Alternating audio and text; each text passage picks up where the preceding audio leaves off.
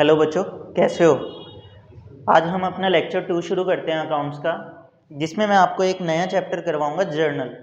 और सही में बहुत इंटरेस्टिंग चैप्टर है और आपको करके बहुत ज़्यादा मज़ा आने वाला है अगर आप बहुत ध्यान से इस चैप्टर को समझते हो तो। ठीक है, जो हमने लेक्चर 1 में बेसिक टर्म्स की थी, उन टर्म्स का यूज़ हम यहाँ पर करेंगे। बहुत अच्छा चैप्टर है, देखते हैं। देखो, जर्नल में ना हम ट्रांजैक्शंस को रिकॉर्ड करते हैं। अब ट्रांजैक्शन में भी ना अकाउंट बनेंगे और वो अकाउंट होते हैं 3 तरीके के। सबसे पहला अकाउंट हमारे पास क्या आता है, पर्सनल अकाउंट मेरे पास आता है। सेकंड अकाउंट मेरे पास कौन सा होता है, रियल। थर्ड अकाउंट मेरे पास कौन सा होता है, नॉमिनल। अब पर्सनल अकाउंट का मतलब क्या है, डेबिट द रिसीवर,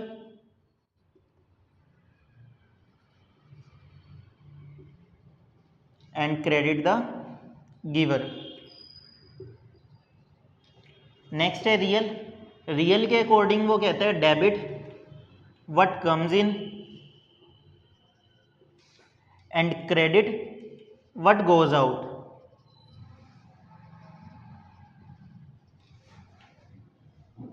नॉमिनल का क्या होता है, डेबिट ऑल एक्सपेंसेस,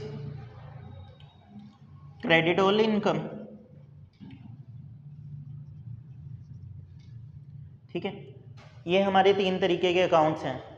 इसमें सबसे पहले हमारे पास कौन सा अकाउंट आ रहा है, पर्सनल अकाउंट्स में वो हमें क्या कहता है, पर्सनल अकाउंट में वो बोलता है debit the receiver, credit the giver. यानी कि जो बंदा एक्चुअल में पैसे रिसीव कर रहा है या किसी भी तरीके की कोई चीज़ रिसीव कर रहा है, उस पर्सन को हम किस साइड डालेंगे, डेबिट साइड। और जो बंदा दे रहा है, पे कर रहा है या कुछ भी कर रहा है, उसको हम क्या बोलेंगे, क्रेडिट, वो क्रेडिट साइड में आएगा। रियल अकाउंट के अकॉर्डिंग वो हमें क्या कहता है, debit what comes in, credit what goes out. जो भी चीज़ हमारे पास आ रही है वो कहाँ पर जाएगी, डेबिट में। और जो चीज़ हमारे पास से जा रही है वो किस में आएगी, क्रेडिट में। अब मान लेते हैं मैंने एक मशीन परचेज की, परचेज मशीनरी फॉर कैश। मेरे पास मशीन आ रही है क्योंकि मैं उसे परचेज कर रहा हूँ, बदले में मेरे पास से क्या जा रहा है, पैसा जा रहा है। तो जो मशीन मेरे पास आ रही है उस मशीन को मैं किस साइड लिखूंगा, डेबिट में। पैसा मेरे पास से जा रहा है उसको मैं किस में लिखूंगा, क्रेडिट में। नेक्स्ट अकाउंट मेरे पास कौन सा आता है, नॉमिनल। नॉमिनल में वो हमें क्या कहता है, नॉमिनल में ये कह रहा है debit all expenses, credit all income.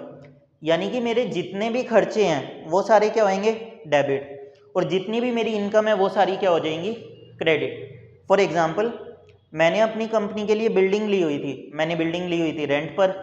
अब मेरे को बिल्डिंग का रेंट पे करना है, तो रेंट जो हुआ, मेरा खर्चा हुआ, वो किस में आ जाएगा, डेबिट में। रेंट खर्चा हुआ, डेबिट में आ जाएगा। अगर वही रेंट मैं रिसीव कर रहा हूँ, वो मेरी बिजनेस की इनकम है, तो वो रेंट कहाँ पर आ जाएगा, क्रेडिट में। तो चलो बच्चों, अब हम क्वेश्चन शुरू करते हैं। अब जर्नल की ना एंट्रीज करने से पहले हमारे पास एक फॉर्मेट रहने वाला है। वो फॉर्मेट क्या बनेगा, सबसे पहले हम बनाएंगे डेट का कॉलम। किसी क्वेश्चन में डेट है तो डेट का कॉलम बनेगा, अगर डेट नहीं है, सीरियल नंबर दिया हुआ है तो सीरियल नंबर का कॉलम बन जाएगा। नेक्स्ट कॉलम मेरे पास आता है पर्टिकुलर का। पर्टिकुलर के बाद मेरे पास नेक्स्ट कॉलम आता है एलएफ का। इस एलएफ को मैं क्या बोल सकता हूँ, लेजर फोलियो बोलते हैं इसको। लेजर फोलियो का बेसिकली मतलब क्या होता है, अगर किसी लेजर का नंबर दे रखा है या पेज नंबर दे रखा है, वो नंबर हम लेजर फोलियो में लिखते हैं। नेक्स्ट हमारे पास 2 कॉलम रहने वाले हैं, एक अमाउंट डेबिट का और एक अमाउंट क्रेडिट का। तो स्टार्ट करते हैं। देखो, मेरे पास पहला क्वेश्चन है डी के गोयल में से। फर्स्ट क्वेश्चन की फर्स्ट एंट्री क्या है, Siyaram and sons started business with cash. अब सियाराम एंड सन्स ने एक बिजनेस शुरू किया, कितनी कैपिटल लगाई, 50,000 की। टोटल 50,000 की कैपिटल उन्होंने इन्वेस्ट की। तो डेट में तो जनवरी 1 आ जाएगा। ठीक है, सबसे पहले जो एंट्री लिखते हैं वो डेबिट की होती है, उसके नीचे हम क्रेडिट की एंट्री करते हैं। तो जब हम कैश दे रहे हैं तो बिजनेस क्या कर रहा है, उस कैश को रिसीव कर रहा है, कैश आ रहा है बिजनेस के पास। और डेबिट व्हाट कम्स इन, जो चीज़ आ रही है वो क्या हो जाएगी, डेबिट हो जाएगी। तो यहाँ पर क्या आ जाएगा, कैश अकाउंट डेबिट। डेबिट में कैश पोस्ट कर दिया। नेक्स्ट इसके नीचे यहाँ पर थोड़ा सा स्पेस छोड़ के हम क्या लिखेंगे, टू कैपिटल अकाउंट। क्योंकि अगर हम बिजनेस स्टार्ट करने में पैसा लगा रहे हैं तो वो कहाँ पर जाता है, कैपिटल अकाउंट में जाता है। और कितना पैसा लगाया है, 50,000 का। अमाउंट सेम रहने वाली है डेबिट में भी और क्रेडिट में भी। नेक्स्ट एंट्री हमारे पास क्या है, purchase goods for cash. Purchase किया कोई सामान कैश में। अब परचेज करने पे हमारे पास कोई चीज़ आ रही है, ठीक है, परचेज करने पे हमारे पास कोई चीज़ आ रही है, या मान लो परचेज करना हमारा एक खर्चा है, तो वो परचेज क्या हो जाएगी, डेबिट। क्योंकि debit all expenses credit all income, या debit what comes in credit what goes out. Purchase account debit to cash account. कितने में परचेज हो रही है, 20,000 में।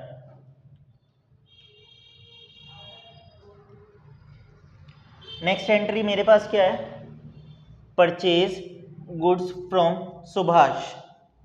यहाँ पर सबसे पहले मैं डेट डालूंगा, फिर मैं क्या लिखूंगा, परचेज किया सामान सुभाष से, तो परचेज करना डेबिट हो गया।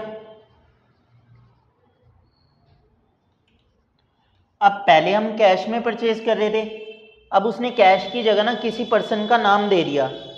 जब किसी पर्सन का नाम आएगा तो कैश की जगह भी हम उस बंदे का नाम लिख देंगे। पर नाम के साथ कभी भी अकाउंट नहीं लगता, किसी पर्सन के नेम के साथ। और अमाउंट हमारे पास कितनी हो जाएगी, 12,000। नेक्स्ट एंट्री है हमारे पास जनवरी 5 की, purchase furniture for cash.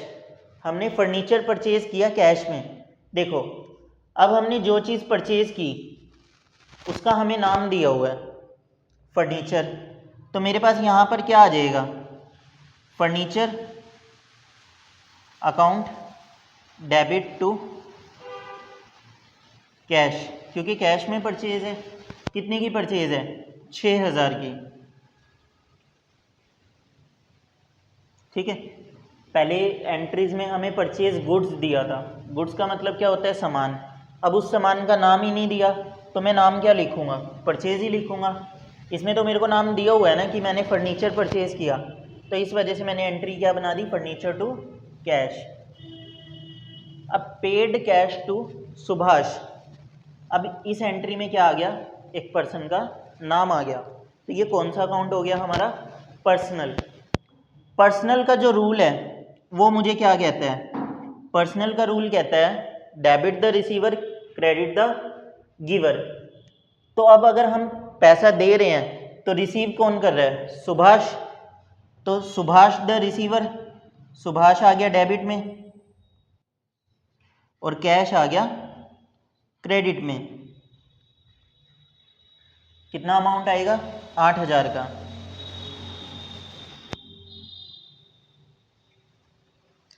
Next entry मेरे पास क्या है, purchase goods from Ravi for cash.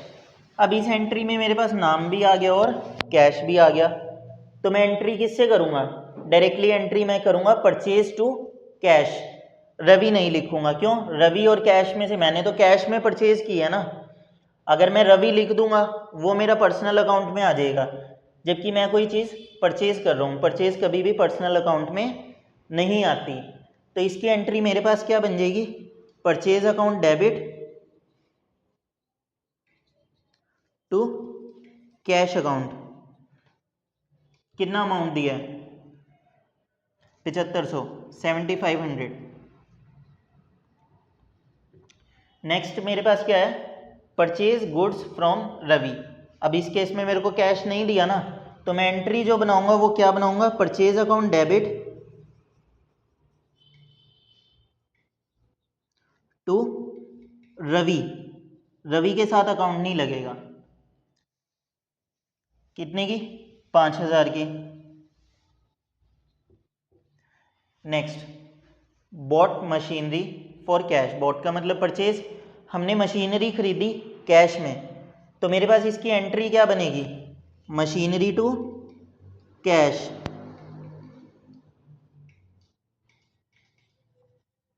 Same amount आ जाएगी 8,000 की। नेक्स्ट मेरे पास क्या बोला है उसने, पेड रेंट। मैंने रेंट पे किया है, रेंट पे करना मेरा क्या है, खर्चा है। कितने का, 400 का। तो रेंट क्या हो जाएगा, डेबिट में, क्योंकि रेंट मेरा क्या है, एक्सपेंस है। तो इसकी एंट्री मेरे पास क्या बननी चाहिए, rent account debit to cash account. कितने का, 400 का।